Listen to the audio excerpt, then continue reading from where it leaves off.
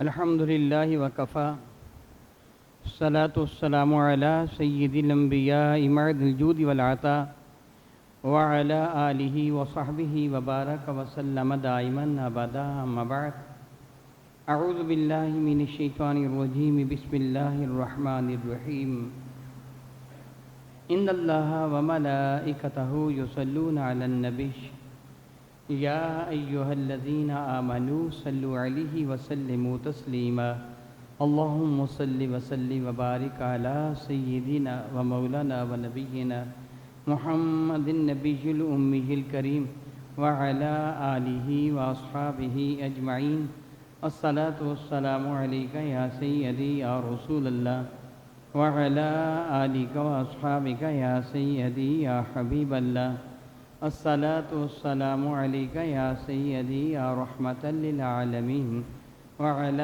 آلک واصحابک یا سیدی یا شفیع المذنبین۔ نہایت معزز و محترم احباب ذی وقار، آج ذی الحجۃ المکرم کی 9 تاریخ ہے۔ ہمارے ہاں تو یوم عرفہ ہے اور حرمین شریفین میں یوم نحر۔ بحمد اللہ تعالی حجاج کرام کل میدان مینا میں تھے، شام کو مزدلفہ سے ہوتے ہوئے آج کل میدان عرفات میں تھے اور پھر شام کو مزدلفہ سے ہوتے ہوئے آج میدان مینا میں واپس پہنچے ہوں گے اور رمی جمار کے بعد قربانی کے جانور ذبح کر رہے ہوں گے کہ یوم نحر ہے۔ رب کائنات جل وعلا کے محبوب مکرم شفیع معظم رحمت عالم کے ارشاد گرامی قدر کا مفہوم بنتا ہے کہ یوم نحر کو عید کے دن رب کریم کے حضور محبوب ترین عمل قربانی کے جانور کو ذبح کرنا ہے۔ بحمد اللہ تعالیٰ ثم الحمد للہ تعالیٰ، ویسے یہ سارے کے سارے ایام ذی الحجۃ المکرم کی 1 تاریخ سے لے کے ذی الحجۃ المکرم کی 10 تاریخ تک بہت ہی عزت و عظمت والے ہیں، بلکہ حدیث برکہ کا مفہوم یوں بنتے ہیں کہ ان ایام مقدسہ میں 9 ذی الحجۃ المکرم تک یوم عرفہ تک روزہ کا رکھنا، 1 دن کا روزہ رکھنا 1 سال کے روزوں کے برابر ثواب کی حیثیت رکھتے ہیں، اور ان کی راتوں میں عبادت کرنا میرے اور آپ کے کریم آقا رسول اللہ کے ارشاد گرامی قدر ہے کہ لیلۃ القدر کی رات کی عبادت کے برابر ہے۔ یعنی ان راتوں میں عبادت کرنا تعالیٰ کے حضور اس قدر محبوب اور اس قدر پیاری بات ہے کہ اللہ تعالیٰ جل وعلا اس رات عبادت کرنے والے کو لیلۃ القدر کی رات جاگنے کی عبادت کے برابر ثواب عطا فرما دیتا ہے۔ میرے کریم آقا رسول اللہ شفیع معظم رحمت عالم کے ایک اور اشارے گرامی قدر کا مفہوم بنتا ہے، قیامت کے دن جب لوگوں کے دل مردہ ہوں گے۔ آپ جانتے ہیں کہ قیامت کا دن انتہائی سخت دن ہے، 50,000 سال کا وہ طویل دن جب سورج بھی بہت ہی قریب ہوگا، انسانوں کی حالت غیر ہوگی، نفسا نفسی کا عالم ہوگا، بے ہوشی ایسی کیفیت جن انسانوں پہ طاری ہوگی، حالت دیگرگوں ہوگا، بھوک اور پیاس سے حالت بہت ہی غیر ہو رہی ہوگی۔ میرے کریم آقا فرماتے وہ دن جب لوگوں کے دل مردہ ہو رہے ہوں گے، جس شخص نے ان 5 راتوں میں اپنے رب کی عبادت کی ہوگی اس کا دل مردہ نہیں ہوگا۔ 5 راتیں کون سی ہیں؟ 3 راتوں تو یہ ہے جو ایک آج کی رات جو آ رہی ہے، 10 ذی الحجۃ المکرم کی رات، پھر اس کے بعد والی رات 11 ذی الحجۃ المکرم کی رات، پھر اس کے بعد کی رات 12 ذی الحجۃ المکرم والی رات، اور ایک رات عید الفطر کی، اور ایک رات شعبان المعظم کی 15ویں شب۔ میرے نبی میں جس شخص نے ان 5 راتوں میں اپنے رب کی عبادت کی خاطر رات کو جاگ کر گزارا، میدان معاشر میں اس کا دل مردہ نہیں ہوگا۔ رب ذوالجلال قرآن کریم ارشاد گرامی قدر فرماتا ہے الا ان اولیاء اللہ لا خوف علیہم ولا هم یحزنون، سن لو جو اللہ کے پیارے ہیں، اللہ کے ولی ہیں، اللہ کے محبوب ہیں، جن کو رب کائنات نے اپنے قرب خاص کی نعمت سے نوازا ہے، لا خوف علیہم ولا هم یحزنون، قیامت کے دن انہیں کوئی خوف بھی نہ ہوگا، کوئی غم بھی نہ ہوگا، اس لیے کہ ان کے سروں پر جنت کے تاج سج رہے ہوں گے، ان کے بدن پر جنت کے حلے ہوں گے، جنت کے لباس ہوں گے، اور جنت کی نعمتوں سے ان کو نوازا جا رہا ہوگا۔ گویا وہ بندہ جو ان راتوں میں اپنے رب کو راضی کر لے گا عبادت کر کے، تو تو خلاق کائنات جل وعلا اس کو اپنا قرب خاص عطا فرما دے گا. اللہ تعالیٰ اس کو اپنی ولایت یعنی اپنا ولی بنا لے گا. رب کائنات جل وعلا کی وہ اس پہ اپنی رحمتوں کا نزول فرما دے گا. یاد رکھیے یہ خلاق کائنات جل وعلا کی رحمت ہے کہ کسی کو پروردگار عالم جل وعلا عمل کی توفیق عطا فرما دے. بہت عزت والے میرے بھائیوں، ایک عام آدمی خیال کر لیتا ہے، اس کی سوچ میں یہ بات آ جاتی ہے کہ ایک آدمی فارغ ہو جس سے کوئی کام کاج نہیں ہے، وہ آج رات جاگ لے گا، کل کو یوم نحر ہے یعنی عید کا دن ہے، قربانی کا دن ہے، آج رات بھر جاگتے رہیں گے، کل قربانی میں مشغول و مصروف، سارا دن مصروفیت میں گزر جائے گا، پھر اگلی رات آ جائے گی، اگلی رات بھی جاگیں گے، پھر اگلا دن معلوم نہیں وہ کیسا گزرے گا، پھر اگلی رات بھی جاگیں گے. اور یہ بہت تکلیف دہ امر ہے. ثواب تو یقیناً بہت زیادہ ہے، لیکن ساری رات روزانہ جاگنا، ہر رات ہی 2-3 راتیں مسلسل جاگنا، دن کو بھی جاگنا ایک عام انسان کے لیے بہت زیادہ مشکل ہے، اس کے بس کا روگ نہیں. اے رب کائنات جل وعلا تو بے شمار رحمت نازل فرما میرے کریم آقا تاجدار ارب و عجم شفیع معظم رحمت عالم صلی اللہ علیہ وسلم پر، کہ جن کے لیے رب کریم خود ارشاد فرماتے ہیں عزیز علیکم، تمہیں کوئی تکلیف پہنچتی ہے، میرے محبوب مکرم علیہ الصلوۃ والسلام کے لیے میرے نبی رب کریم فرماتے ہیں میرے محبوب مکرم علیکم تمہارے لیے بڑے حریص علیکم، تمہارے لیے بڑے حریص ہیں. فرماتے ہیں محبوب مکرم جو ہم نے تمہاری جانب مبعوث فرمائے، لقد جاءکم رسول من انفسکم عزیز علیہ ما عنتم، تمہارے پاس وہ رسول تشریف لائے عزیز علیہ ما عنتم، جو چیز تمہیں پریشان کرتی ہے میرے محبوبوں سے بے چین ہو جاتے ہیں. تم 3 راتیں مسلسل جاگو گے، دن بھی جاگو گے، میرے کریم آقا رسول بھی بے چین ہو جاتے ہیں، میری امتی کے لیے مشقت بن جائے گی. کتنا حسین میرے کریم آقا نے طریقہ ارشاد فرما دیا. آپ جانتے ہیں میں عموماً ایک بات عرض کیا کرتا ہوں کہ اللہ تعالیٰ کا احسان اور کرم مانیے، رب کائنات ہمیں محبوب مکرم کا امتی بنا دیا. اللہ کی عزت کی قسم یہ اللہ کا بہت بڑا احسان ہے. اب دیکھیے میرے کریم آقا بے چین ہیں کہ میرے امتی کس طرح جاگیں گے، کتنا حسین طریقہ بتا دیا. ارشاد کرام قدر فرمایا جو بندہ نماز عشاء با جماعت پڑھ لے اللہ کی رضا کی خاطر اور پھر اللہ کا ذکر کرتا کرتا سو جائے، صبح نماز فجر اٹھ کر با جماعت پڑھ لے، رب کائنات اس کا سونا بھی عبادت میں درج فرما لے گا. کتنی بڑی بات. آپ خواب خرگوش کے مزے لے رہے ہوں گے، میرے نبی فرماتے ہیں میرا وہ امتی الحمدللہ یہ ہمیں جو یہ اجر ملا، یہ ہمیں جو شرف ملا، ہمیں یہ جو تحفہ ملا، لا ریب یہ میرے نبی کے صدقہ سے ملا ہے. ماتے کہ تو سویا ہوا بھی ہوگا، رب کائنات تیرے سونے کو عبادت میں درج فرما لے گا. ایک اور حدیث مبارکہ جس کے راوی سیدنا ماقل بن یسار ہیں، میں کئی مرتبہ بیان کر چکا پھر بیان کر رہا ہوں کہ آج رات ہم نے یہ عمل کرنا ہے.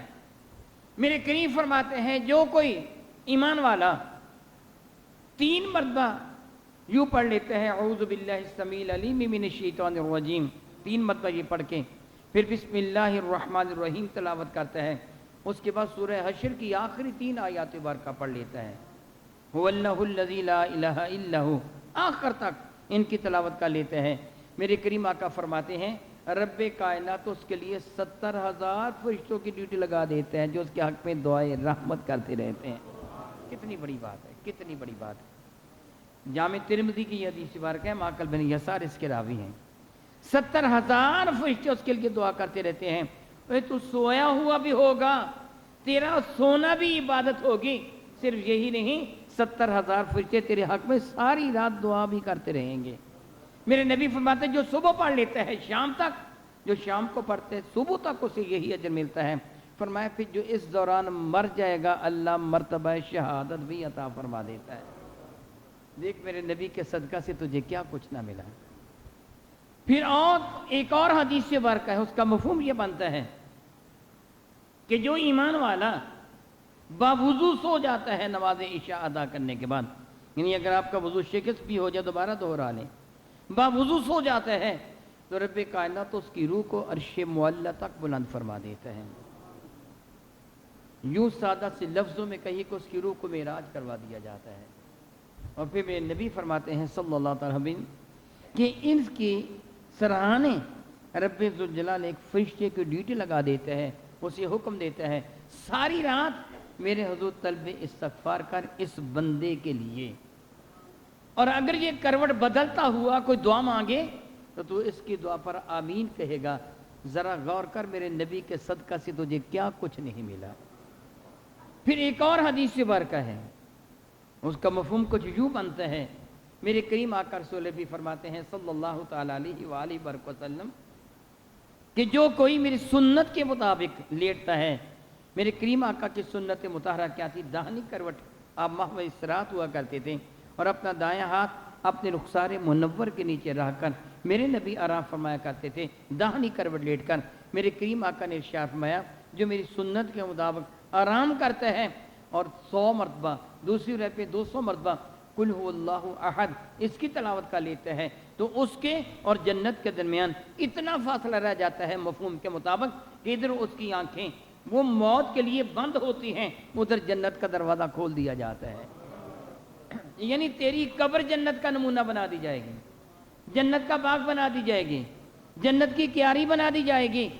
ज़रा गौर कर, तू सोया हुआ होगा और अजर तुझे मिलेगा इबादत गुजारों की तरह। मैंने ये इसलिए अर्ज़ किया कि रातों में जहाँ तक मुमकिन हो सके आप अपने रब की इबादत करें, जितने नवाफिल अदा कर सकते नवाफिल अदा करें।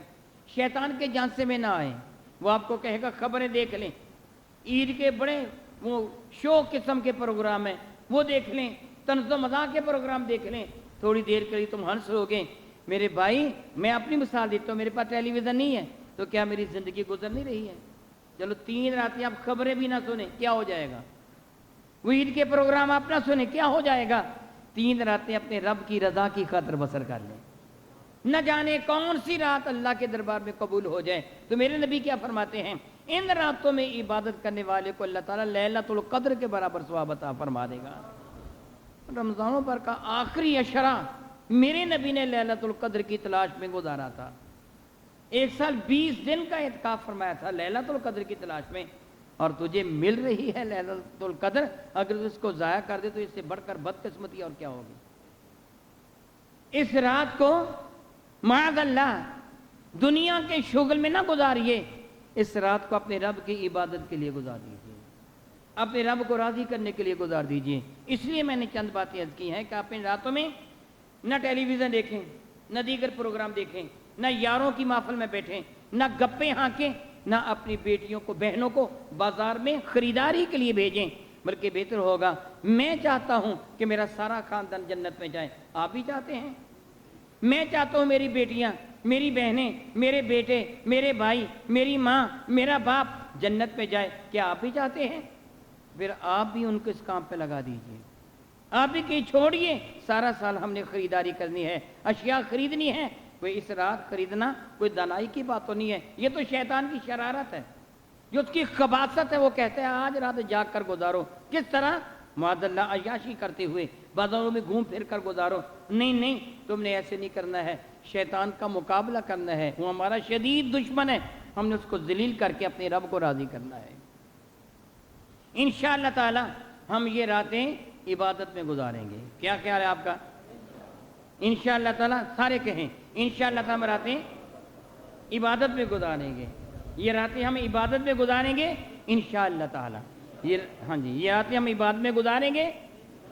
अपने अहले खाना को भी जब तक मुमकिन हो सके आप नवाफिल अदा करेंगे, कुरान करीम की तिलावत करेंगे, दुरूद व सलाम पढ़ेंगे, रब्बे कायनात जल्ल वाला तौफीक अता फरमाए। आप तीसरा कलमा या जो कुछ भी आप पढ़ना चाहते हैं वो पढ़ें। जब नींद आपको सताए पढ़ते पढ़ते सो जाइए। मेरे करीम आका के इशारे ग्रामी कदर का एक मफहूम बनते हैं, इंसान जो करता हुआ मरेगा क़यामत के दिन वही करता हुआ उठेगा। अगर रात मौत भी आ जाएगी, कुरान पाक पढ़ते पढ़ते सो जाएंगे, दुरूद पाक पढ़ते सो जाएंगे, कलिमात मुक़द्दसा की तलावत करते सो जाएंगे, अगर मौत आ गई तो क़यामत के दिन यही पढ़ते हुए उठेंगे, रब करीम की रहमतें शामिल हाल हो जाएंगी। इसलिए आज रात और आने वाली कल की रात और उसके बाद वाली रात रब कायनात की इबादत में बसर कर दीजिए। बहुत रातें हैं सोने के लिए, जहाँ तक मुमकिन हो सके जागें। और अगर आप पहले टाइम सो जाते हैं नमाज़ी तहज्जुद के लिए, اے رب کائنات جل وعلا تو بے شمار رحمت نازل فرما میرے کریم آقا رحمت عالم صلی اللہ علیہ وسلم پر کتنا کرم فرما دی میرے نبی نے اپنے غریب امتیوں کے لیے، ناتواں امتیوں کے لیے میرے نبی نے کتنا کرم فرما دیا۔ ارشاد گرامی قدر فرمایا جو بندہ نماز تہجد کی نیت کر کے سوتا ہے، سونے سے قبل وہ ذہن میں رکھتا ہے آج میں سو رہا ہوں، مولا توفیق عطا فرما صبح نماز تہجد ادا کروں گا، میرے کریم آقا کے ارشاد گرامی قدر کا مفہوم بنتا ہے کہ اگر وہ نہ اٹھ سکا، اس کی آنکھ نہ کھلی، ارادہ کیا کیا تھا؟ نیت یہ کی تھی صبح نماز تہجد ادا کروں گا، مگر نیند کا غلبہ ایسا تھا نماز تہجد ادا نہیں کر سکا۔ رب کائنات ملائکہ کو حکم دیتا ہے میرے اس بندے کے نام اعمال میں نماز تہجد کا ثواب درج کر دو۔ اللہ اکبر اللہ اکبر، کیا کچھ نہیں ملا رب کائنات کی جانب سے میرے نبی کے صدقہ سے۔ اسی لیے رب کریم فرماتا ہے کنتم خیر امت، میرے محبوب کی امتیوں تم تو مجھے بڑے ہی پیارے لگتے ہو۔ یہ سب کچھ میں نے اس لیے عرض کیا کہ ان راتوں میں آپ نے ان باتوں پر عمل کرنا ہے جو کچھ میں عرض کر رہا ہوں، اور پھر کل کو یوم نہر ہے، آپ نے قربانی کے جانوروں کو ذبح کرنا ہے۔ میرے کریم آقا رسول مرشد رحمت عالم صلی اللہ علیہ وسلم سے صحابہ کرام نے عرض کیا تھا یا رسول اللہ علیہ وسلم یہ قربانی کیا ہے؟ 14 صدیاں بیت جانے کے بعد مجھ جیسا ایک کم علم آدمی، اور آپ بھی سارے کے سارے جانتے ہیں کہ قربانی کیا ہے، تو کیا وہ صحابہ نہیں جانتے تھے کہ قربانی کیا ہے؟ وہ تو مکہ مکرمہ کے رہنے والے تھے، ان کے علم میں تھا کہ حرم کعبہ حضرت ابراہیم نے بنایا، وہ تو مقامی ابراہیم کو جانتے تھے کہ یہاں کھڑے ہو کر ابراہیم نے حرم کعبہ کو بنایا، یہ قدم ان کے ہیں۔ ہم تو شاید کبھی مقدر میں ہو تو زیارت کرتے ہیں، اہل مکہ تو روزانہ ہی زیارت کیا کرتے تھے، اس پہ پانی ڈھال کر نکال کر پیا کرتے تھے کہ ابراہیم کے قدموں والی جگہ ہے۔ ہمیں تو وہاں زیارت ہی نصیب ہوتی ہے۔ وہ آب زمزم کے لیے بہت اچھی طرح واقف تھے کہ سیدنا اسماعیل ذبیح اللہ کی ایڑیوں کے صدقہ سے یہ آب زمزم ہے۔ صفا اور مروہ کے بارے میں جانتے تھے کہ یہ پہاڑیاں جہاں سے سیدہ ہاجرہ سلام اللہ تعالیٰ علیہ دوڑی تھی پانی کی تلاش میں، ان کے علم میں تھا۔ حجاج بن یوسف نے عبد الملک بن مروان کے زمانہ میں حضرت سیدنا عبداللہ بن زبیر رضی اللہ تعالیٰ پہ جب حملہ کیا تھا تو حرم کعبہ پر سنگباری کی تھی، آگ پھینکی تھی، حرم کعبہ کا پردہ بھی جل گیا تھا اور اندر سینگ لٹک رہے تھے، بعض روایتوں میں ایک سر لٹک رہا تھا، اور یہ سینگ اس قربانی کے جانور کے تھے جو حضرت ابراہیم علیہ السلام نے جانور ذبح کیا تھا، اور یہ بھی جل گئے تھے اس آگ کی وجہ سے، اس آتش کی وجہ سے یہ بھی جل گئے تھے۔ تو کیا اہل مکہ کو پتہ نہیں تھا یہ سینگ کس کے ہیں؟ اندر برتن بھی لٹکا کرتے تھے، شتیر کے ساتھ بندے ہوتے تھے، کیا اہل مکہ کو پتہ نہیں تھا؟ پتہ تھا، بلکہ ان سینگوں کو دیکھا کرتے تھے جو ابراہیم علیہ السلام نے جانور ذبح کیا تھا۔ تو پھر ان کو یہ سوال کرنے کی ضرورت کیوں تھی یا رسول اللہ علیہ وسلم یہ قربانیاں کیا ہیں؟ دراصل اس حقیقت تک پہنچنا چاہتے تھے۔ پھر میرے کریم آقا رسول عربی نے بڑے جامع ترین انداز میں مختصر جواب دیا، یہ قربانی تمہارے جد امجد حضرت ابراہیم کی سنت ہے۔ میں سنت ایک طریقے کو کہا جاتا ہے، ابھی میں نے عرض کیا کہ میرے نبی کے سونے کی سنت یہ ہے، طریقہ یہ ہے، میرے کریم آقا کے چلنے کا طریقہ، میرے اور آپ کے کریم آقا رسول عربی شفیع معظم رحمت عالم تھوڑا سا آگے کو جھک کر چلا کرتے تھے، تیز قدم اٹھایا کرتے تھے، یہ میرے نبی کی سنت ہے۔ پانی نوشی جہاں فرماتے دانی ہاتھ سے پکڑ کر 3 سانسوں میں پیا کرتے تھے، میرے نبی کی سنت ہے۔ کھانا کھانے کا طریقہ میرے نبی کی سنت ہے۔ تو کیا یہ صرف جملہ یہ جان کے سنت ہے گزر جانا چاہیے؟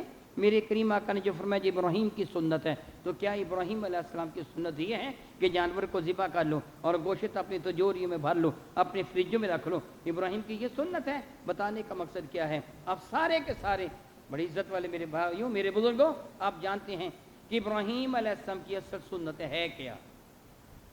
اللہ کے نبی تھے، صاحب وحی تھے، ایک مرتبہ ایک مسافر کو، مہمان کو کھانا نہیں کھلایا تھا، جو مشرک تھا، تو رب کائنات نے وحی نازل فرمائی تھی اس کو کھانا کیوں نہیں کھلایا؟ اتنی بات پر بھی وحی نازل ہو جاتی تھی، تو کیا اتنے بڑے واقعہ کے لیے رب کائنات کی جانب سے وحی نازل نہیں ہو سکتی تھی کہ اپنے بیٹے کو ذبح کرو؟ اللہ کے کائنات جبریل امین کو بھیج دیتا، بہت اہم واقعہ ہے، بیٹے کو ذبح کرنا معمولی بات تو نہیں ہے۔ مہمان کو کھانا نہیں کھلایا، وحی نازل ہو جاتی ہے، بیٹے کو ذبح کروانا ہے تو وحی نازل ہی نہیں کی۔ ایک رات خواب آیا جس کو یوم ترویہ کہتے ہیں، حکم ہوا کہ اپنی محبوب شے کو ذبح کر، خواب میں حکم ہوا، آپ نے بیل گائے وغیرہ بیڑے بکریاں وغیرہ ذبح کیے، حکمانی سے اعلیٰ ذبح کر، پھر صاف صاف بتا دیا گیا یوم عرفہ کی شب کہ اپنے لخت جگر کو ذبح کر خواب میں، اس لیے آپ نے فرمایا تھا یا بنیا انی اری فی المنام انی اذبحک فانظر ماذا تری، میرے بیٹے میں نے خواب میں دیکھا کہ میں تجھے ذبح کر رہا ہوں، بتا اس سلسلے میں تیری رائے کیا ہے؟ خواب دیکھا ہے نا، وہی تو نازل نہیں ہوئی۔ دعا مانگ سکتے تھے مولا تعالیٰ تو میرے لیے واضح فرما، یہ خواب مجھے آ رہا ہے، کیا اس خواب کی یہی تعبیر ہے کہ اپنے بیٹے کو ذبح کر دوں؟ ابراہیم نے پوچھا نہیں ہے، عمل کیا ہے۔ اور ابراہیم کو خواب میں اشارہ ملے تو وہ فوراً رب کا حکم مان لیں، اور تمہیں تو کئی 100 مرتبہ قرآن پاک پہ کہا نماز پڑھو نماز پڑھو نماز پڑھو، کہ تم نہیں پڑھتے ہو، پھر ابراہیم کی سنت پر عمل تم نے کیا کیا؟ تم لوگ کو تو میرے نبی نے واضح طور پر کہا فلاں کام کرو فلاں کام سے بچو، ابراہیم کو تو اشارہ کیا تھا، وہ اشارے کو مان گئے، تم واضح حکموں کو ماننے سے انکار کر رہے ہو۔ اور پھر میرے نبی نے عمل کر کے دکھایا، میری اور اپنی ماں سیدہ زاہدہ طیبہ طاہرہ عائشہ صدیقہ رضی اللہ تعالیٰ عنہ اس حدیث مبارکہ کے راوی ہیں، میرے نبی نے 2 دمبے منگوائے، مختلف حدیث مبارکہ ہیں، 2 دمبے منگوائے جو چت کو برے تھے۔ ایک روایت پہ میرے کریم آقا نے فرمایا تھا ایسے دمبا لے کے آؤ جو سیاہی میں دیکھتا ہو، سیاہی میں بیٹھتا ہو اور سیاہی میں چلتا ہو، مراد یہ ہے کہ جس کی آنکھوں کے گرد سیاہ ہلکی ہوں، جس کا پیٹ سیاہ ہو، جس کی چاروں کھر سیاہ ہوں، جس کو اب چت کو برا کہتے ہیں یا پنج کلیانہ کہتے ہیں، خوبصورت ہوتا ہے، سینگوں والا لے کے آؤ۔ ایسے دمبے پیش کیے گئے، میرے کریم آقا رسول بھی نے ان کو زمین پر لٹایا، اور زمین پر لٹا کر چھری نہیں پھیری بلکہ اللہ اکبر کیا کیا، اللہم منکا ولکا، اللہ اکبر، کتنی بڑی بات ہے میرے بھائیوں، ذہن نشین فرما لیجئے، آپ نے بھی کل قربانی کے جانوروں کو ذبح کرنا ہے۔ جملے میرے نبی نے کیا عرض کیے تھے بارگاہ رب العزت میں، اللہم منکا، آپ کہتے ہیں یہ جانور میں نے خریدا، میں کہتا ہوں میں نے خریدا، فلاں کہتا ہے میں نے خریدا، دیکھو کتنا بڑا جانور لے کے آیا ہوں۔ میرے نبی نے یہ نہیں کہا میں نے خریدا، اللہم منکا، مولا یہ تیری عطا ہے، یہ تیری طرف سے ہے۔ میں اللہ کی عزت کی قسم اٹھا کے کہتا ہوں یہ جو کچھ میں اب گفتگو کر رہا ہوں اس میں میرا کمال نہیں ہے، رحمت ہے میرے مولا کی کہ مجھ کو توفیق عطا فرما دی۔ آپ جو نماز جمعہ ادا کرنے کے لیے آئے ہیں کمال آپ کا نہیں ہے، رحمت میرے رب کریم کی ہے کہ آپ کو توفیق عطا فرما دی۔ کتنے وہ ہیں جن کو توفیق ہی نہیں ملی، جن کو اللہ تعالیٰ نے اجازت ہی نہیں دی نماز پڑھنے کی۔ میرے کریم آقا نے کیا کیا، مولا اللہم منکا، مولا یہ جانور تو نے مجھے دیا ہے، یہ تیری طرف سے ہے، ولکا، اس کو ذبح کر رہا ہوں تو اپنے لیے نہیں تیری رضا کی خاطر ذبح کر رہا ہوں۔ تو بھی یہی کہہ، جب تو جانور ذبح کرنا چاہے نا تو یہ نہ کہے میرا جانور بڑا موٹا ہے بڑا تازہ ہے، دیکھو کتنا بڑا بکرا ہے، اتنا گوشت سے نکلے گا، اور نہیں، ذہن نشین کر لے، میرا رب ارشاد فرماتا ہے نہیں ینال اللہ لحومھا ولا دماؤھا ولکن ینال التقوی منکم، فرماتا ہے تیری قربانیوں کا خون، اس کا گوشت میں ملاحظہ نہیں فرماتا، میں تو تیرے تقوی کو دیکھتا ہوں، تیری نیت کیا ہے۔ وہ جانور ذبح کرنے سے پہلے تو سوچ رہا ہوتا ہے میں اس کی ران اپنی بیٹی کو بھیجوں گا اور اس کے دوسری ران سسرال کے ہاں بھیجوں گا، کلیجی میری بیٹی بڑے شوق سے کھاتی ہے اس کے لیے پکاؤں گا، سری میں سنبھال کے رکھوں گا، پائے فلاں بڑے شوق سے کھاتا ہے۔ اے تو اپنے لیے ذبح کر رہا ہے، رب کے لیے کیا کیا ہے؟ میرے نبی نے یہ کیا تھا مولا کہ میں ذبح ہی تیری رضا کی خاطر کر رہا ہوں، اپنے لیے نہیں کر رہا۔ اور پھر کیا اعلیٰ ترین جملے میرے نبی نے کیے تھے، ان صلاتی و نسکی و محیایا و مماتی، ان صلاتی، میں جو نماز ادا کرتا ہوں اور کروں گا، وہ نسکی، یہ جو میں قربانی ذبح کر رہا ہوں، یہی نہیں، و محیایا، میری زندگی کے ایک ایک لمحہ، و مماتی، میری آخری ہچکی، للہ رب العالمین، یہ سب کچھ اس اللہ کے لیے ہے جو کائنات کا پالنے والا ہے۔ یہ ہے میرے نبی کی سنت۔ میرے کریم نے قربانی ذبح کرنے سے پہلے، اس جانور کی گردن پر چھری چلانے سے پہلے اپنے رب کے دربار میں یہ عرض کیا تھا اور یہ فرمایا تھا امرت بذالک، میرے رب نے مجھے یہی حکم دیا ہے کہ میں یوں ہی کروں۔ اب جو تو قربانی کا جانور اس نیت کے ساتھ ذبح کرے گا کہ مولا یہ میں جو چھری چلا رہا ہوں اپنی ذات کے لیے گوشت کھانے کی خاطر نہیں، اپنے فریج کو بھرنے کے لیے نہیں، اپنی تجوریوں کو بھرنے کے لیے نہیں، اپنے یاروں کو کھلانے کے لیے نہیں، مولا یہ تو میں تجھے راضی کرنے کے لیے کر رہا ہوں، میرا ہر عمل تیری رضا کی خاطر ہے، پھر یہ قربانی ہے، پھر یہ قربانی ہے۔ اگر ایسے نہیں ہے بلکہ تو قربانی کا جانور ذبح کرنے کے بعد ذرا ٹھہر جاؤ، میں ذرا وہ گول گول جو گوشت ہے نا وہ چن لوں، جی چاہتا ہے قیمہ بناؤں گا، کتنے وہ ابھی بینڈز لگ جائیں گے اور لگ چکے ہیں، جی سالم ران روسٹ کروائیں، فلاں باربیکیو کروائیں، فلاں چیزیں، اور تو کوشش کرتے عید کے موقع پر پیٹ بھر کے گوشت کھائیں گے۔ کوئی اللہ کے بندے گوشت کھانے کے لیے جانور ذبح کر رہا ہے، پھر عید کے علاوہ کسی اور دن ذبح کر لے۔ اگر رب کو راضی کرنے کے لیے ذبح کرے تو پھر رب کی رضا کی خاطر چھچڑے، چربی اور ہڈیاں نہ دے، پھر مولا کو راضی کرنے کے وہ دے جس سے رب راضی ہے۔ یہی حقیقت میں تیرے لیے ہے۔ سیدنا ابو ذر غفاری رضی اللہ تعالیٰ مقامی زبدہ میں تھے، ایک شخص آپ کی خدمت میں حاضر ہوا اور اس نے عرض کیا کہ حضور میں آپ کی خدمت میں آنا چاہتا ہوں، صحابی مصطفیٰ کریم ہے سیدنا ابو ذر، میرے نبی کے صحابی ہیں، زبدہ نامی ایک علاقے کا نام ہے، وہاں تشریف فرماتے ہیں۔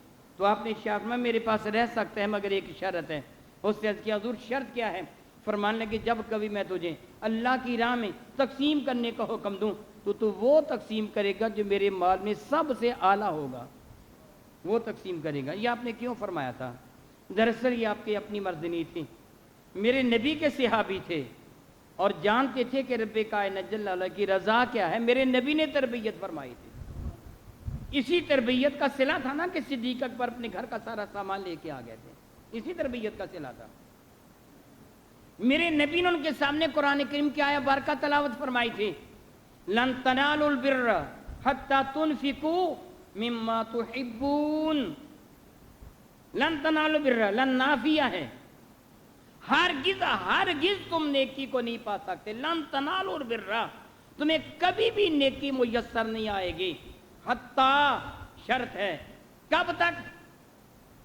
لن تنالوا البر، ہرگز تمہیں نیکی میسر نہیں، حتی یہاں تک کہ تنفقوا ما تحبون، خرچ وہ کرو جو تمہیں پسند ہے اپنی ذات کے لیے۔ اپنے لیے گول گول گوشت رکھ لے اور ہڈیاں جو تجھے پسند نہیں ہیں، چربی چھچڑے جو تجھے پسند نہیں ہیں، وہ خرچ کر کے پھر دعوے کے ساتھ کہے گی جی میں نے قربانی ذبح کی، اللہ کی راہ میں خرچ کیا۔ میرے اللہ نے قرآن کریم میں فرمایا نہیں پہنچو گے نیکی کو، خرچ وہ کرو جو تجھے پسند ہے، وہ خرچ کر۔ سیدنا ابو ذر غفاری اسی پہ عمل کرتے تھے، فرمایا کہ وہ خرچ کرنا جو سب سے اعلیٰ ہے۔ تھوڑے دن گزرے تھے، اس آدمی کو یہاں ان کے یہاں رہتے ہوئے ایک قافلہ آ گیا مسافروں کا۔ ابو ذر غفاری فرمایا کہ وہ دیکھو کچھ فاصلے پر ایک قافلہ اترا ہے، اور جہاں قافلے والوں کے گھر گن کے ہر خیمے کو گننا، اور فرمایا کہ یاد رکھنا ان خیموں میں ایک گھر ابو ذر کا بھی شامل کر لینا، مثلا وہ 20 ہے تو 21 گننا، 21 ہے تو 22 گننا، 30 ہے تو 31 گننا، اللہ حاضل کیا ایک گھر میرا بھی اس میں شامل کر لیں۔ اس نے آ کے بتایا حضور اترے ہیں، فرمانے لگے 1 اونٹ کافی ہو جائے گا، جا طویلے میں 1 اونٹ پکڑ کے لا، اس کو نہر کر اس کا گوشت بنا، یاد رکھ سب گھروں میں برابر کا جائے، ابو ذر کے گھر بھی اتنا ہی آئے جتنا خیمہ میں گیا ہے۔ اب وہ غلام وہ رہنے والا آپ کا خادم طویلے میں گیا، ایک بڑا موٹا تازہ اونٹ تھا، بڑا خوبصورت اونٹ تھا جس پر ابو ذر غفاری سواری کیا کرتے تھے، بڑا فرما بردار قسم کا اونٹ، اس سے پہلے سے پکڑ لیا، پھر خیال کیا ابو ذر اس پر سواری کرتے ہیں، بڑا ہی تابع فرمان یہ اونٹ ہے، ادھر ادھر بھاگتا نہیں ہے، بڑی تسلی کے ساتھ آپ اس پر سواری فرما لیتے ہیں۔ اس کو چھوڑ دیا، دوسرا اونٹ پکڑ لیا، جو گوشت اتنا ہوگا مگر خوبصورت اتنا نہیں تھا۔ جب وہ باہر لے کے آیا نہر کرنے کے لیے، ذبح کرنے کے لیے، سیدنا ابو ذر غفاری کی نظر پڑ گئی، بلند آواز سے چلا کے فرمایا ٹھہر جا، اس کو ذبح نہ کر۔ وہ بندہ روک گیا، فرمایا کہ طرح بڑے غصہ میں تھے، فرمانے لگے اگر تو تجھ سے ہو گئی ہے غلطی تو میں معاف کرتا ہوں، اگر غلطی نہیں ہے جان بوجھ کے تو نے ایسے کیا تو دفع ہو جا، تو میرے پاس رہنے کے لائق نہیں ہے۔ وہ شخص کہنے لگا حضور میں آپ کی بات سمجھ گیا ہوں، میں نے پہلے وہی اونٹ پکڑا تھا جو موٹا تازہ ہے، بڑا خوبصورت ہے، مگر مجھے علم تھا کہ جب سے میں آیا ہوں آپ اس اونٹ پر سواری فرماتے ہیں، بڑا تابع فرمان قسم کا اونٹ ہے، فرما بردار اونٹ ہے، میں نے اس کو چھوڑ دیا، یہ اونٹ لیا تاکہ وہ آپ کی ضرورت کا اونٹ چھوڑ دوں، آپ کی حاجت کا اونٹ چھوڑ دوں۔ ابو ذر غفاری کی آنکھوں میں آنسو آگے فرمائے گا تو جانتے ہیں میری حاجت کون سی ہے؟ میری حاجت کا دن کیا ہے تجھے پتہ ہے؟ اور یاد رکھ میری حاجت کا دن قیامت کا دن ہے، جب میں سب سے زیادہ محتاج محسوس ہوں گا، وہ میری ضرورت کا دن ہے۔ یہ دن تو میری ضرورت کا نہیں ہے۔